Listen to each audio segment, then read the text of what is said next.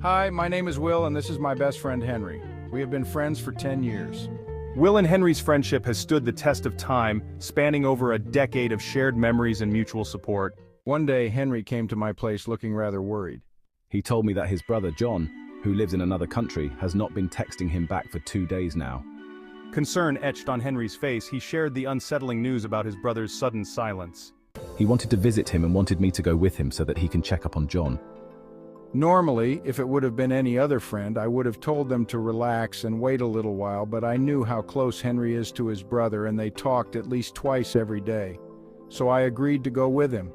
I asked him to call his girlfriend too, but he told me he didn't have her number and she is not responding on any of the social media platforms.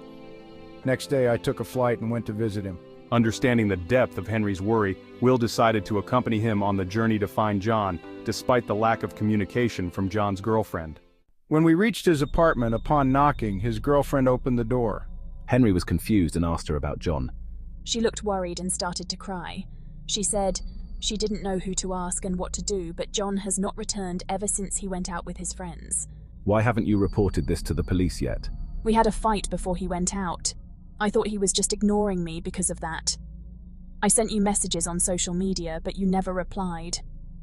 I was so worried the last few days that I hardly got out of bed and used my phone. The situation grew more alarming as John's girlfriend revealed her own worries and the recent fight with John. The mystery deepened with every word she spoke. We were still chatting when Henry froze. I thought he was having a panic attack.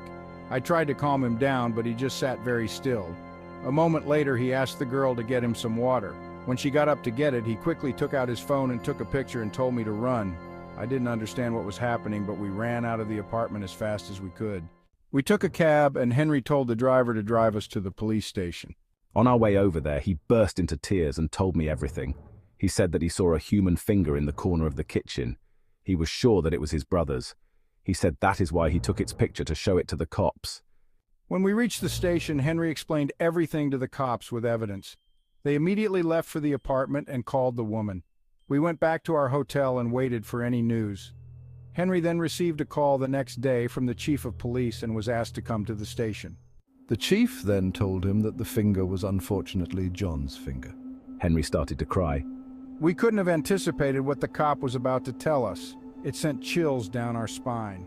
He told us that his girlfriend murdered him, cut up his body parts, cooked him up and fed him to the labor working on the building next to theirs. We were horrified and didn't know what to say. Finally, Henry spoke. But why? Why would anyone do something like that to such a sweet person? The cop explained the reason behind the horrific attack.